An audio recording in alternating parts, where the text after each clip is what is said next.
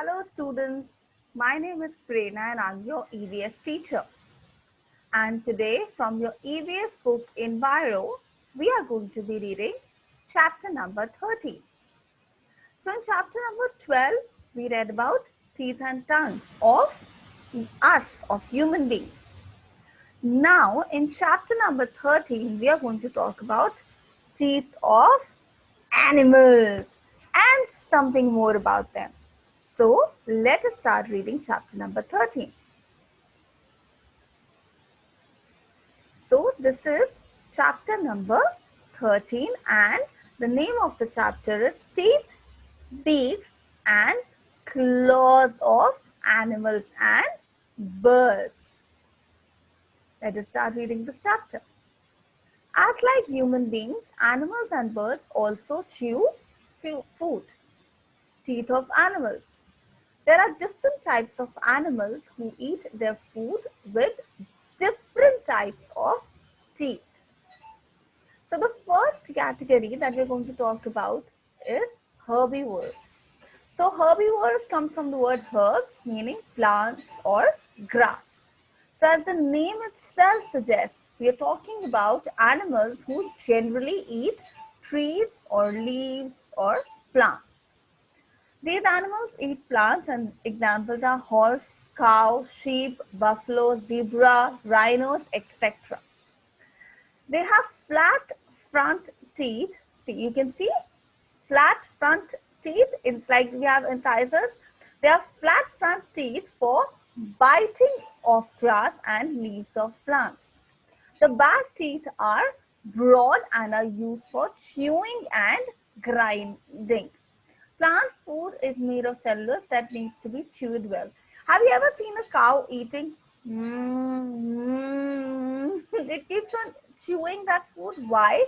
Because a cow generally eats plants. So because there's so much of cellulose in it, it needs to be chewed or grinded well. And that is the reason that the animal eating, the plant eating animals, they have broad teeth at the back. All right. See, you can see the teeth of horse, cow, zebra, and sheep. What is common? That the front teeth are absolutely flat. Then it says elephants are also plant-eating animals. They need to break leaves and branches of trees. Their incisors are the largest among animals and have grown tusks that jut out from the upper jaw. So, like the other plant-eating animals, elephants also have flat teeth in the front. Elephants can dig for roots and water with their tusks. They also use them to fight with other animals. All right. Then you have carnivores. So the first category that we studied was called as herbivores. Now the second category is called as carnivores. Carnivores, these are mainly meat-eating animals like your tiger, lion, leopard, whales, eagles, crocodiles, etc. Meat eaters have very strong, sharp front teeth to tear the flesh of the animals they eat. They have four pointed teeth called canines. Remember the function of canines? So now you can see the teeth of these animals given. You can see these teeth, the canines.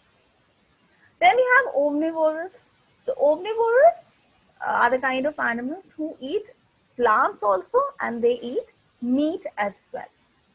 Bear, chimpanzee, dog, etc. are such examples. They also have very sharp and strong teeth. Then you have rodents like rats, and they have two pair of sharp, narrow, razor-like teeth to gnaw nuts. That is like squirrel, it has to break something really hard. So that's why they have razor-type teeth.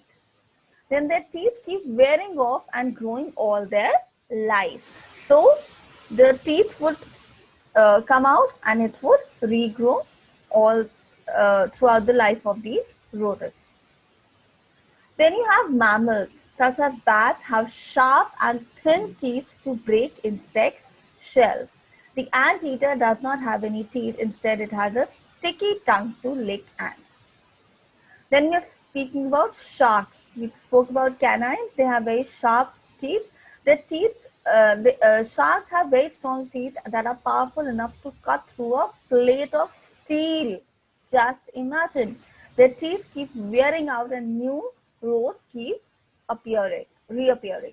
Sperm whales have large conical teeth only on their lower jaws. Conical, you understand, like this, like a cone, like this. Dolphins hunt fish and other prey. They use their teeth to puncture the prey, swallowing it whole or in like large chunks without chewing. Most snakes have teeth, but their teeth are not suitable for chewing food. Their teeth are curved backward towards the throat.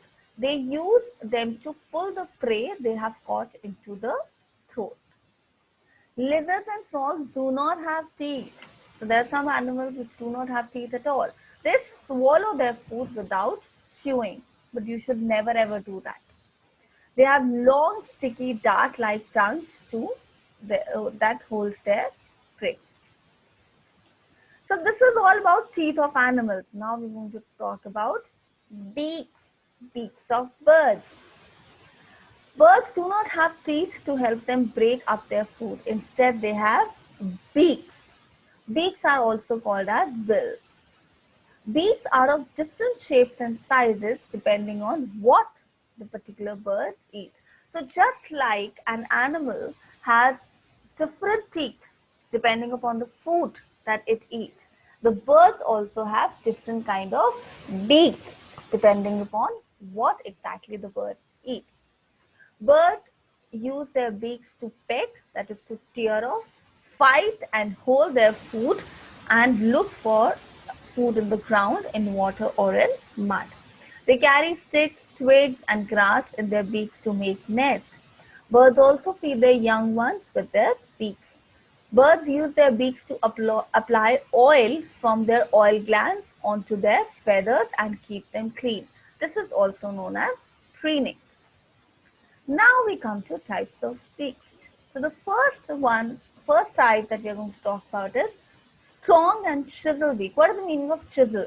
To chisel something means to actually, kind of, you can say in a way, have you ever seen something being cut with an axe, like chiseling something? So the beak of a woodpecker is long and chisel-like. It helps them to drill into a tree trunks and feed on insects hidden inside. So have you ever seen a woodpecker? If you have not, you can probably maybe see a video of woodpecker, how it actually uh, tries to chisel inside the wood. So it keeps on making that sound, tuck tuck tuck tuck, this knock knock knock knock, that kind of a sound the woodpecker makes with its beak. Then you have sharp and hooked beaks, shredder shaped. Owls and hawks have this type of uh, beak. You can see like something like this. They use their beaks to tear or shred flesh. Shred means to actually, to cut something into small strips. Hard and curved beaks. So the beak is not just hard, it is curved as well, like a parrot. And it helps them to crack fruits and nuts. Thick, short, and conical leaves, something that we see very common, like a sparrow. Cracker-shaped pigeons and sparrows have this type of beak. It helps them to crack seeds before swallowing them. So because, a pigeon or a sparrow would mostly be eating seeds, their beaks are very small. Then you have straw-like long and hollow beak. Straw-shaped, the hummingbird has this type of beak. It helps the bird to suck nectar from flowers. So you can see this hummingbird, it has a long beak and it is like a straw. Then you have broad and flat beak with holes. From the picture itself, we come to know these are ducks. Quack, quack, remember? Strainer shaped ducks have this type of beak. The beak acts as a shovel and helps them to strain out small plants and animals from water. Then you have long pointed and spear-like beaks. So what is the difference between the hummingbird beak and these kind of beak? The hummingbird, the beak is not sharp enough. It is not like a spear. It is more like a straw. But if you talk about this kind of beak, it's like a spear. Kingfisher and herons, crane, they have this kind of beak. It helps the bird to pierce the fish before eating them. That is to make a hole in the bird and then eat in the fish and then eat. So you understand the difference? Why different birds have different beaks? As we discussed in the beginning, it depends upon the kind of food that the bird is eating. Then you have thin and pointed beaks. Twizzle-shaped insect-eating birds like warblers have this type of beak. It helps them to pick grains and insects from the ground. See, the picture of warbler is also given. It is eating a nut. They have multi-purpose beak. Crows have multi-purpose beak because they eat fruits also, they eat insects also. Now we come to claws of birds. Like we have feet, the birds have claws. All birds have 2 feet. Most of them have 4 toes on each foot with a claw on the tip. The feet and claws help birds to hold and eat food. The claws also help some birds to walk, climb, hold, and perch. Their talons or claws help to protect them from their enemies. So now we are talking about the types of claws. So the first is webbed. Swimming duck have this type of feet.